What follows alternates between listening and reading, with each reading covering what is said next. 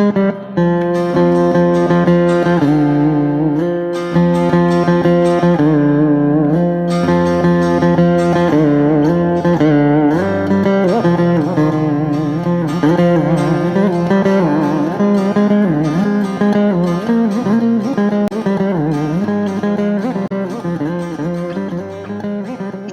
of Laboratory Medicine presents Risk Management in the Clinical Laboratory.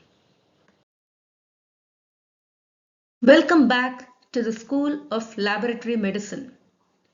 This time, I would like to discuss about risk management in the clinical laboratory. If you happen to ask people who have been working in a medical lab, what is the one thing that they fear the most?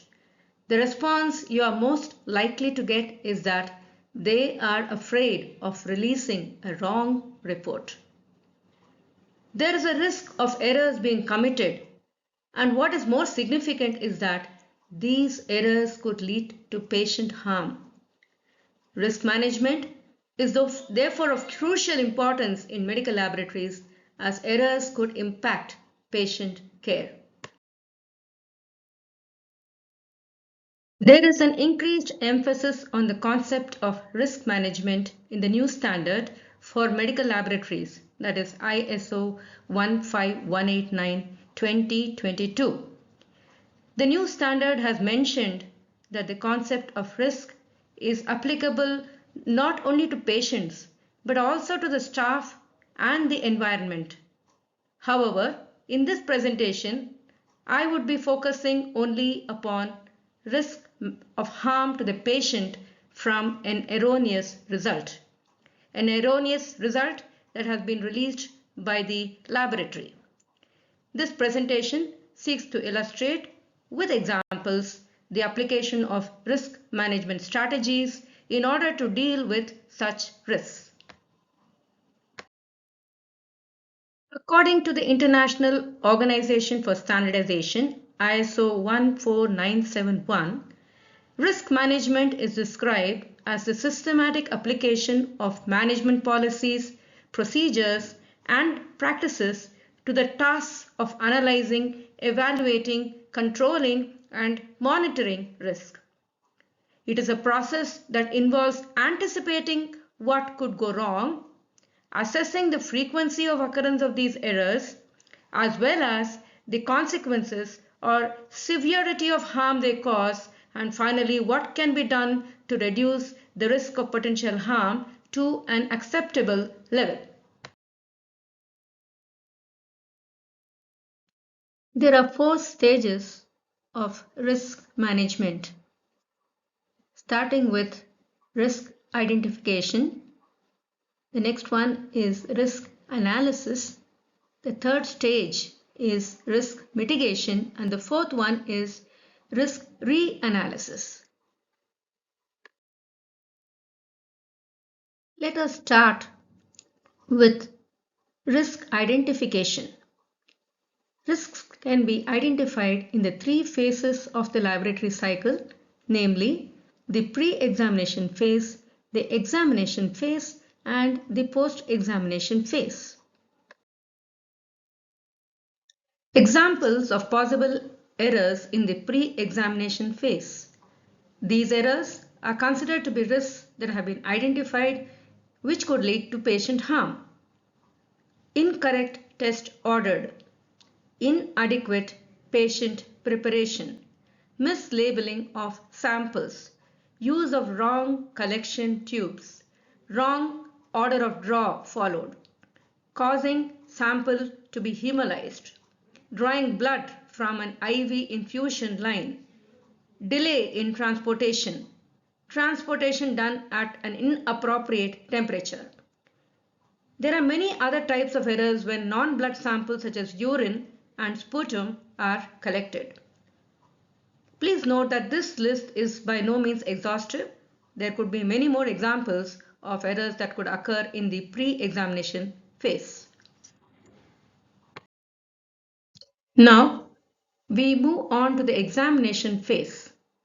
We shall look at some of the risks identified, some possible errors in the examination phase.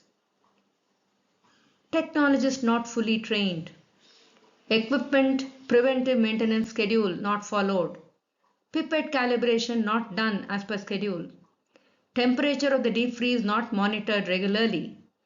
Reagents and consumables not checked on receipt. Assay calibration waived. Method verification not carried out prior to test introduction. Internal quality control not being run as per QC plan. Trends and shifts not being observed. Performance in EQA shows that it is not satisfactory and no action has been taken. Sample probe blocked due to clots. Air bubbles aspirated during sample aspiration. Analyzer flags not being acted upon.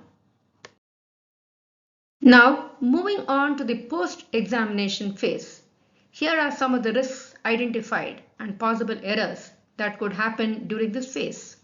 Again, this list is by no means complete.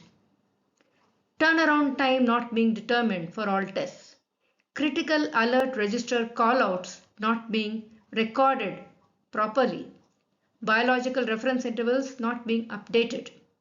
Samples not being stored to ensure integrity. Urgent samples not being processed in stat mode. Biomedical waste disposal procedure not done as per local regulations. LIS has not been verified. Record of amended reports not being maintained. The next stage is risk analysis.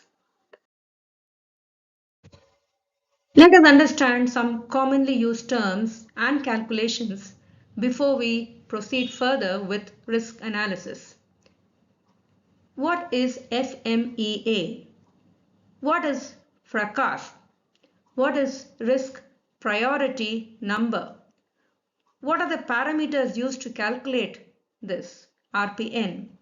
What is the significance of RPN?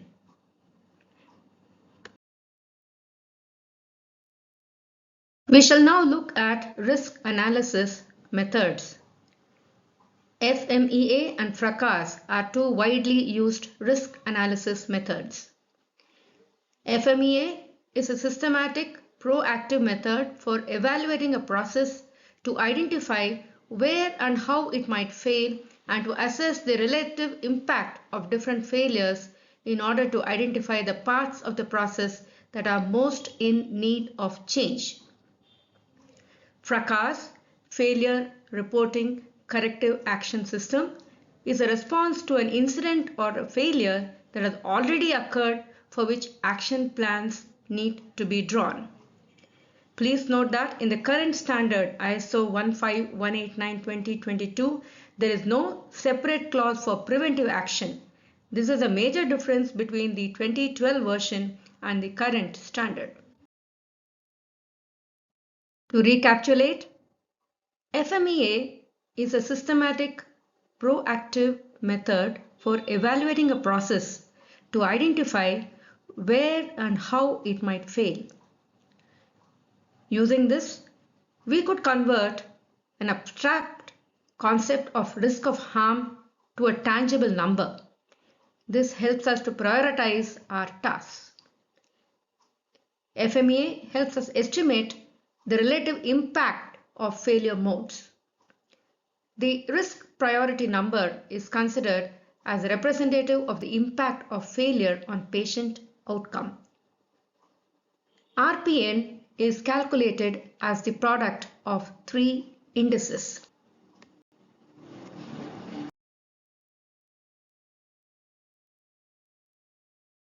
Analysis could be done based upon what is known as the risk priority number, which could be calculated. It is actually calculated as the product of three scores. The first one is known as the severity score, represented as S, the occurrence score, which is represented by O, and the detection score, which is represented as D. So RPN is equal to S into O into D. For each of these, we can have a grading system starting from 1, which is the least, and ending with the highest, which is 5. So looking at the severity score, if it is negligible, if the impact on the patient is negligible, the score that is given could be 1. If it is mild, it would be 2. If it is moderate, it would be 3. If it is severe, it is 4. And if it is catastrophic, leading to fatality, it is considered as 5. So this is the way we score the severity based upon the impact that it has on the patient. Next comes the occurrence score. How frequently does it occur? What is the probability of its occurrence? And so on. If it is a rare event occurring only a few times in a year, it is given a score of 1. If it occurs once in a month, it is given a score of 2. Once in a week, a score of 3. A few times in a week, a score of 4. A few times every day, it's given a score of 5. So this is the occurrence score ranging from 1 to 5. Then we have the detection score. This is actually based upon the ease of detection. How easily could we detect the error? Very easy to detect is 1, easy to detect is 2, moderately difficult is 3, difficult is 4, almost impossible to detect is 5. That is when something happens and we can never recognize that something has gone wrong, then it is given a score of 5. So when we multiply these three, S into O into D, we can arrive at the risk priority number. So considering that we give the highest possible to each of these, 5 into 5 into 5, we would get a figure of 125, which is the highest possible risk priority number. Now, when is this considered to be significant? When should we act upon the RPN? Let us say the number 10. If the product of S into O into D happens to be equal to or greater than 10, we can take it as having a significant impact, and we should act upon this particular score. Are there any exceptions? Yes, there are. In some cases, the occurrence and the detectability may be very low. However, the severity may be very high. The severity index may be 5, in which case we need to definitely take action irrespective of the scores for occurrence and detectability.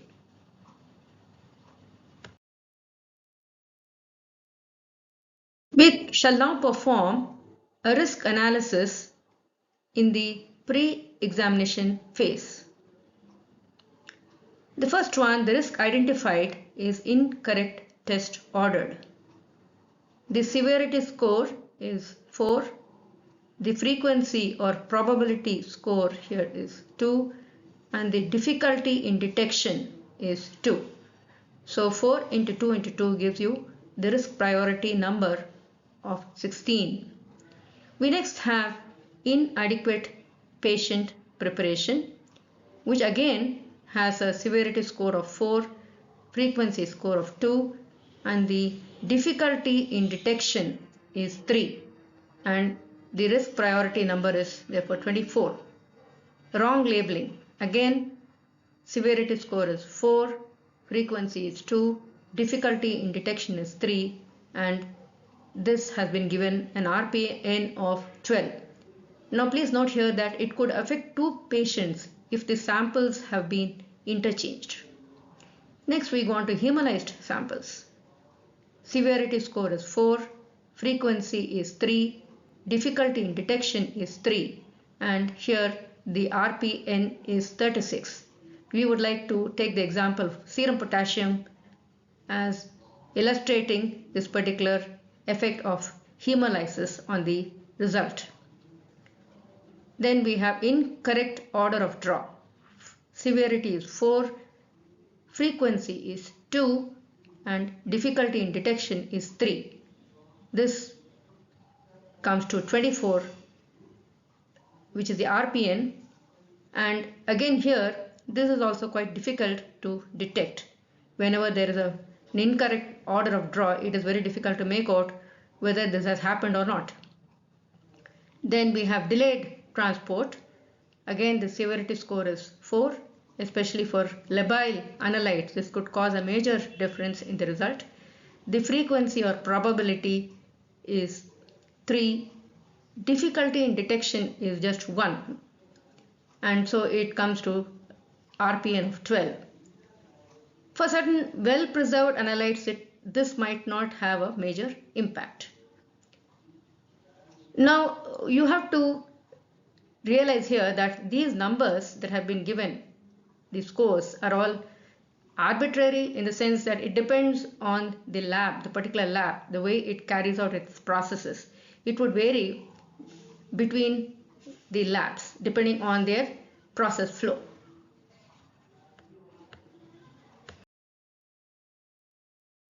Risk analysis in the examination phase. The first one is the technologist not fully trained for the job. The severity score is 4, the frequency or probability score is 3, the difficulty in detection is 2, and the risk priority number is 24. Equipment preventive maintenance not done as per schedule, 4 into 2 into 2, that is 16. Reagent deterioration, 5 into 2 into 2, that is 20.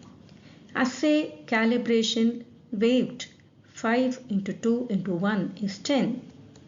Sample probe blot may be due to a blood clot, 4 into 2 into 3, 24. Only one level of internal QC being performed, 5 into 3 into 1 is 15.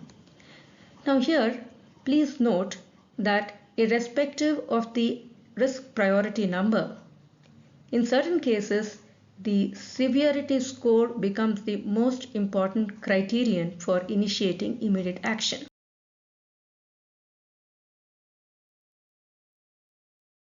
Now we move on to risk analysis in the post-examination phase. Risk identified. Transcription errors. The scores are 5 severity, 1 for frequency or probability, and 3 for detectability. So the RPA is 5 into 1 into 3, which is 15. Next is failure in critical alert reporting. It is 5 into 2 into 2, which becomes 20. Delay in report dispatch, 4 into 3 into 1, which is 12. Amended report records not being maintained, 2 into 4 into 1 is 8. LIS not being verified, 4 into 3 into 1 is 12. Now again, I reiterate that in certain cases, it is not just the RPN, the severity index becomes more important, and it sometimes might be necessary to initiate action irrespective of the RPN if the severity score is high. The next stage in risk analysis is risk mitigation. We shall now see a few examples of how risk mitigation could be done. Also, how the recalculated RPN falls significantly after the mitigation strategy is introduced. Risk of error due to hemolysis. Illustration of risk analysis and mitigation using the analyte serum or plasma potassium. A sample for serum potassium is analyzed and reported without recognizing that the sample is hemolyzed. What is the patient risk? If the patient had hypokalemia, it would be missed, as the serum potassium would appear to be normal. If the patient had normal potassium, it would appear as hyperkalemia. Now, if a wrong potassium is reported, it could have a major adverse effect on patient outcome. In fact, it might even prove to be fatal. So what is the risk score? In this case, it is 5. The RPN is 5 into 2 into 3, which is equal to 30. This is almost impossible to detect especially if it is done on a sample of whole blood using an arterial blood gas analyzer. Then the RPN would become even higher. It would be 5 into 2 into 5, which is equal to 50. Risk reanalysis. After the mitigation strategies have been done, the RPN is recalculated. This new RPN should be lower than the original RPN. Only then it shows that the risk mitigation has been successful.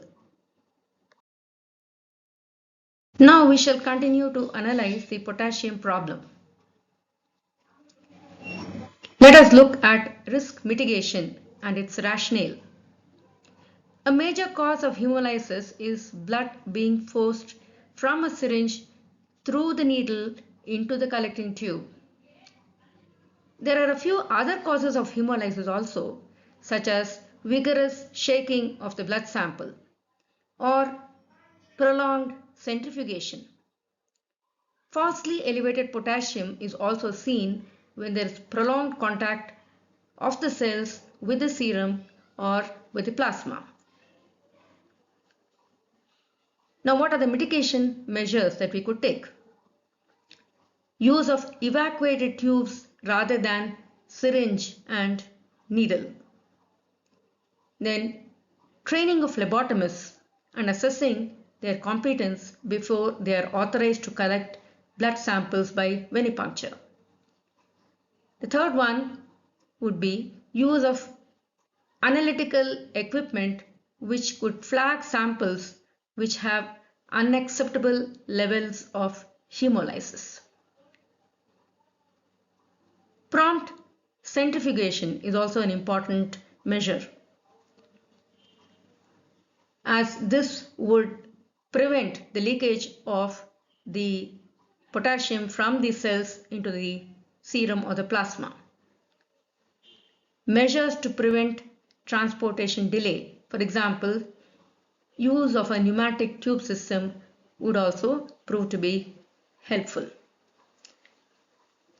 Last but not the least, training is very important. Technicians should be trained to follow the proper procedure for centrifugation. They should follow the standard operating procedure as regards the speed of centrifugation as well as the time of centrifugation. So if all these mitigation measures are in place, the risk priority number would definitely go down, and the recalculated RPN is shown here as 5 into 1 into 1, which is equal to just 5. Now we move on to the examination phase.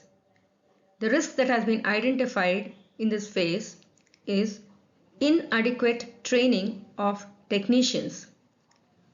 And what are the mitigation strategies for this particular risk? The technologist may not be fully trained and might be placed on the job without authorization. This is a scenario.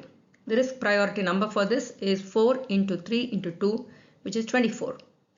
Now, what are the risk mitigation strategies? 1.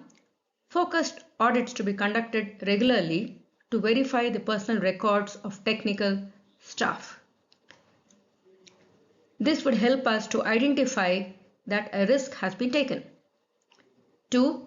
Training needs to be identified. 3. Training sessions to be held. Number 4. Competence assessment to be carried out. Number 5.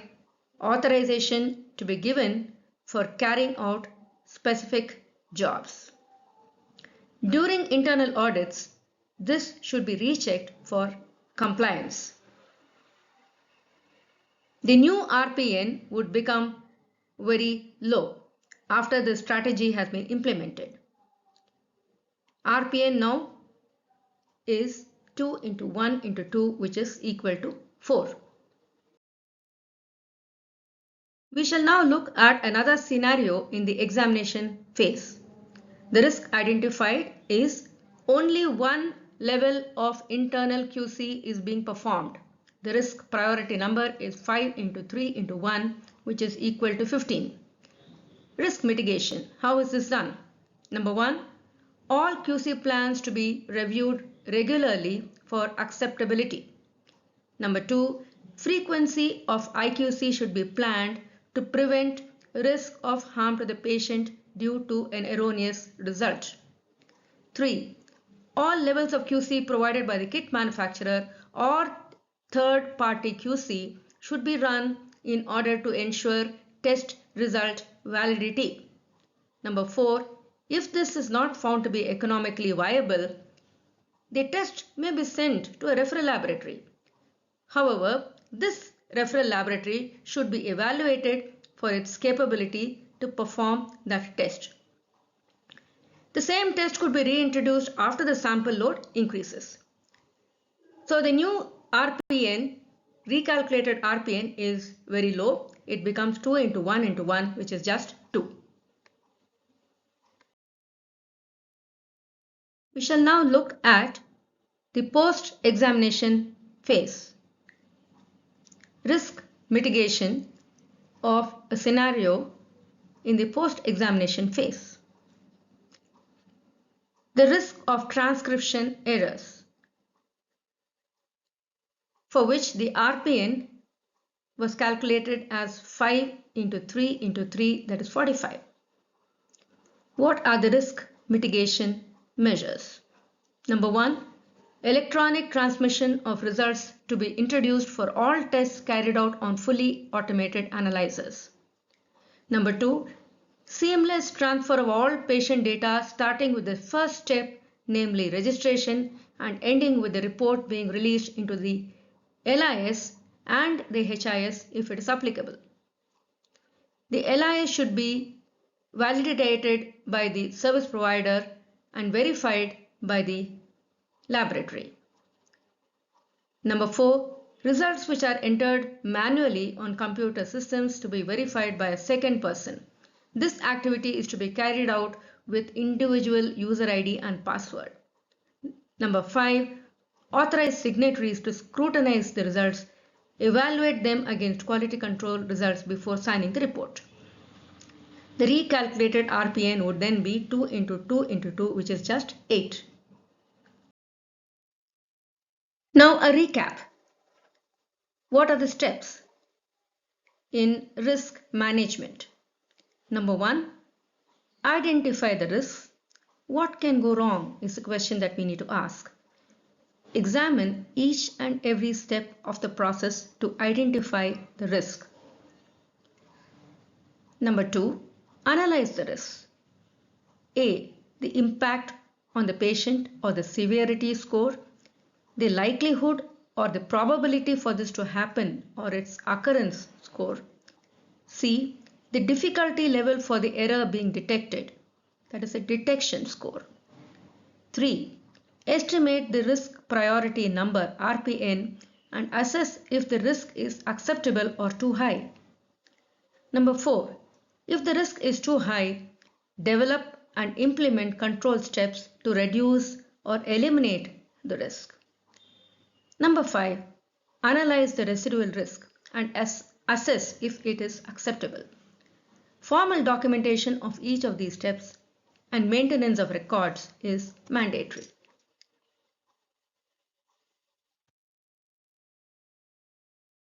In the lighter vein, let's look at the proverbial 3 monkeys and a few more, dawning on new roles. The first monkey, perceive how things could go wrong with eyes wide open, not closed. Number 2, hear about all errors that are likely to happen with sharp ears, not ears closed. Speak out loud and clear when you feel that something could go wrong. This is monkey number 3. Then the fourth monkey, think how serious these errors could be. The fifth one, evolve strategies to overcome these problems. And the last monkey, reassess the success of your strategy. At this juncture, let us recall the famous words of James Reason from the Institute of Medicine in November 1999. He said, "To err is human." To err may be human, but as people serving in clinical laboratories, let us put in our best efforts. Our errors should not lead to a compromise in the health and lives of fellow human beings. Hello, dear friends and colleagues. My name is Usha Anand. This is my fifth YouTube presentation in the field of clinical laboratory sciences and the first one on risk management in the clinical laboratory. I hope you liked it. Please give me a thumbs up and please subscribe to my channel and do share the link with your friends. Thank you and hope to see you again in my next presentation with some more examples on risk management in the clinical laboratory. Thank you.